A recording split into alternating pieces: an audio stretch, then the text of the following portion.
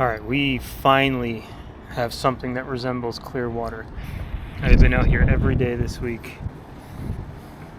And it might only be 6 feet of viz, but that's 3 times what we had the rest of the week. I'm getting in, see what I can find. What is going on, everyone? Hopping in the water here, just doing a quick look around. I'll be doing some voiceover on this and some letting clips kind of run. This is my first kind of complete video, so definitely a learning curve. Interested in hearing any feedback, good, bad, or otherwise. This area is about 20 feet deep, somewhere between 18 and 22, depending on the tides. The current is very strong here. It's hard to tell from the footage, but basically takes all my might to swim against it. In just a second, you'll be able to see a sheepshead below me. I make a dive down and take a shot at it, but I'm really fighting the current here, and the Polespear is fighting the current as well. I'm shooting directly towards the current, which really slows down the spear. And this fish just flinches, and it's just barely a miss, but he just kind of dodged it right at the last second.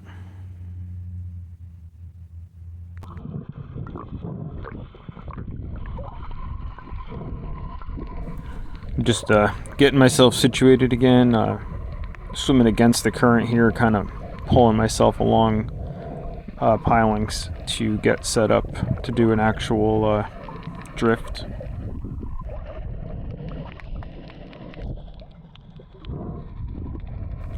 Also, definitely, cut out sections of this footage. I'm really adamant about not spot burning, so I didn't show any footage above the surface of the water. If you happen to know where these areas are, just do me a favor and keep that to yourself. I don't want to get a spot fished out.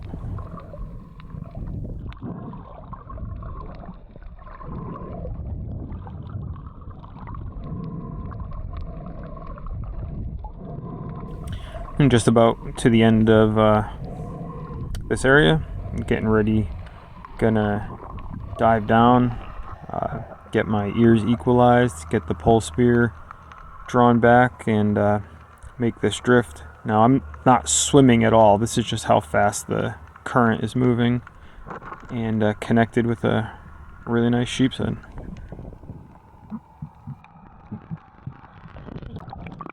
Get this fish under control and swim back to the paddleboard and get it on ice.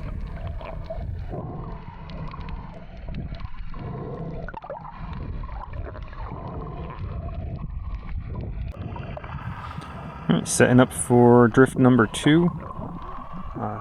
Heading down to the bottom, getting myself all situated, getting the Polespear back.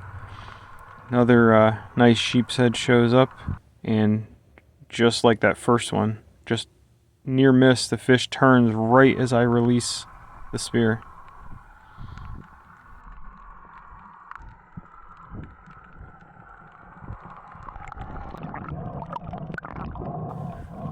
On my way back, I saw this plastic bag floating, so just gave that a quick little poke, get that out of the water. Definitely hate seeing trash, but unfortunately that's something that's pretty impossible to eliminate, but we'll do our best to clean it up. Going down for drift number 3. Same as last time. It's the exact same area, same drift. Looking around for a fish. I see one off to my right, and a bigger one kind of cruising there, and got a really nice shot on that one.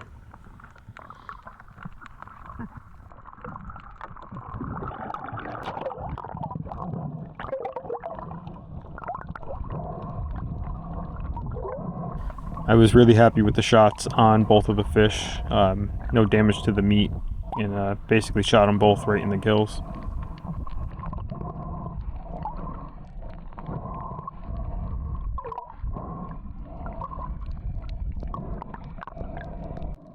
Decided to check one more spot on the way in. You can kind of see behind that last piling, there's a sheepshead hanging out there. I went down and gave him a look. He took off pretty quick, but I might have been able to sneak a shot in as he crossed the pilings, but honestly, I had more than enough fish for dinner, so just kind of watched this guy swim off.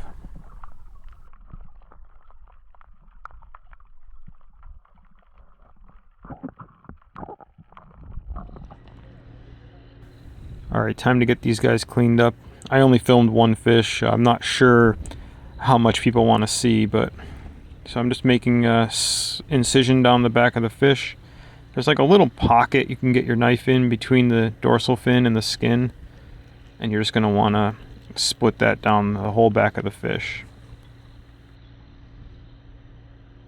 After that, going to start just following the bones down until you get to the backbone.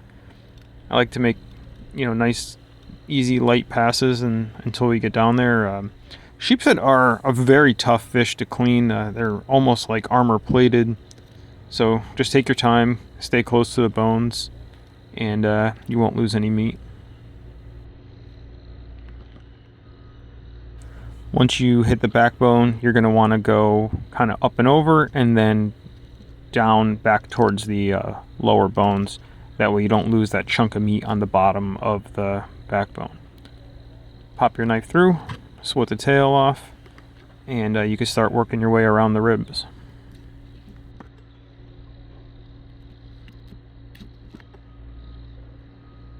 You will have to cut through the pin bones here, but that's pretty easy.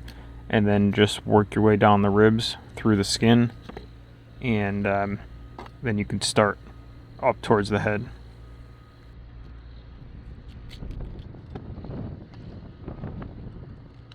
There's a good amount of meat kind of up on the head area behind the eye, so you definitely want to tip your knife and make sure you catch all of that.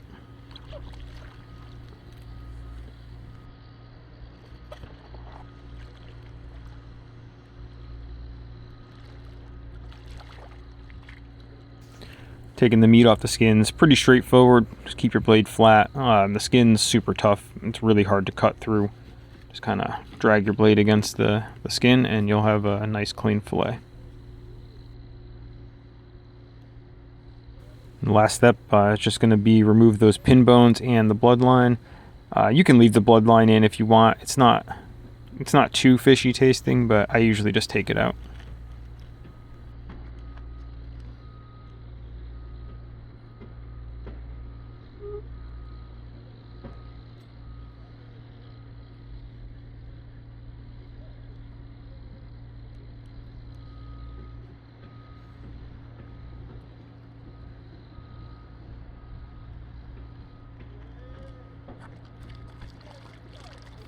You can do the other side of the fish with a little time lapse here, but same thing. Trace along the back of the fish, and then start cutting down to the backbone, up and over the backbone, through the tail section, down along the ribs, cut through the skin, and don't forget behind the head.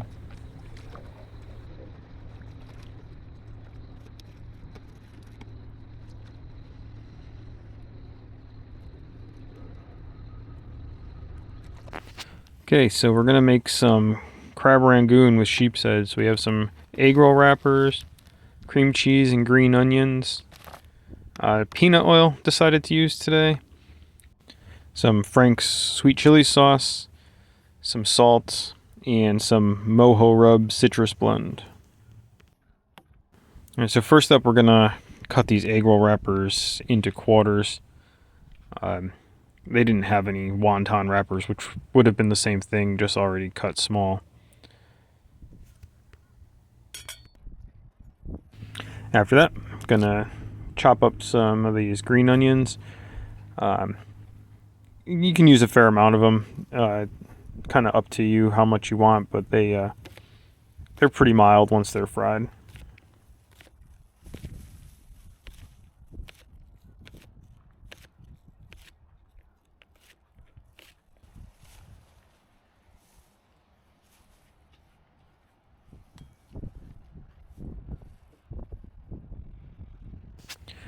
gonna add the cream cheese to the bowl. I ended up using the whole container.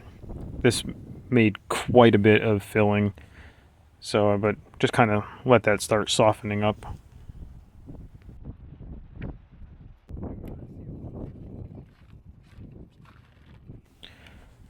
Put a little peanut oil down on the skillet, and then put the rest in the pan for frying the Rangoons.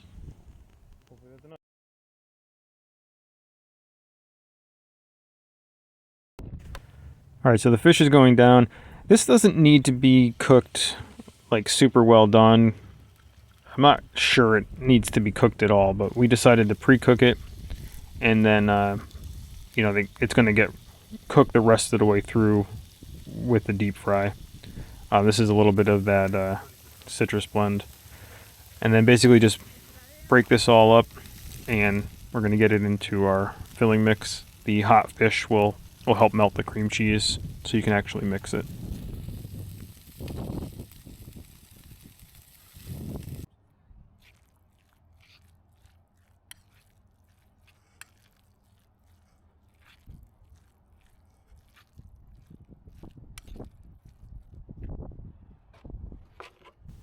The banana was a trick to help seal these together, but in the end we didn't need it. Water worked just fine. We're just gonna lay out 4 wrappers or so. Put a small amount of filling in them. It's really important that you get these to seal up, and the dough does not stretch. So you wanna use the right amount of filling to just get them to kind of close but be full.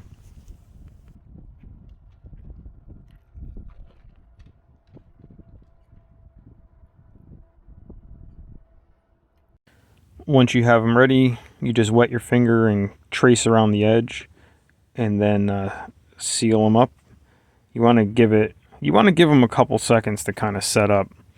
You definitely don't want to go straight from folding them to throwing them in the oil. You know, let them sit for a minute or two to kind of seal themselves together properly.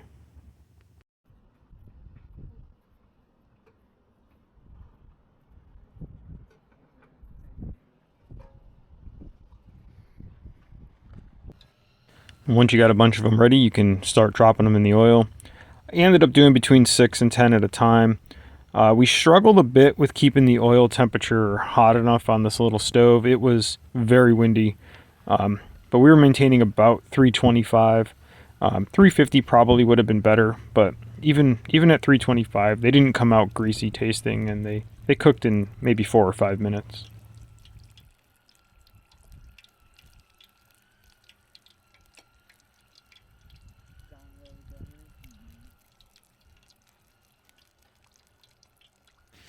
As they finish up, just pull them out, lay them on some paper towels to dry, and that's kind of the most important thing with frying stuff, is don't let it sit in the oil after they're done cooking.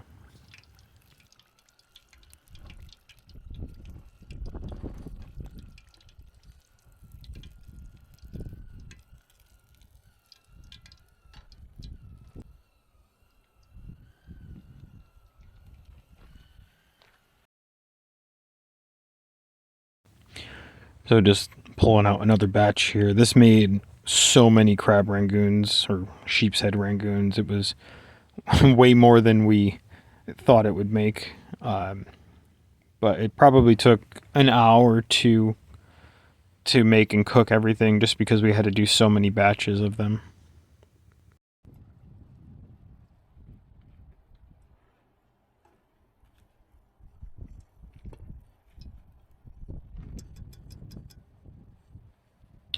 Just one more look at the setup here. We got some cooking and some ready to eat.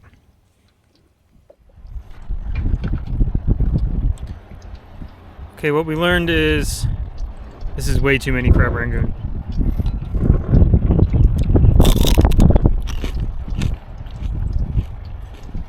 They are delicious though.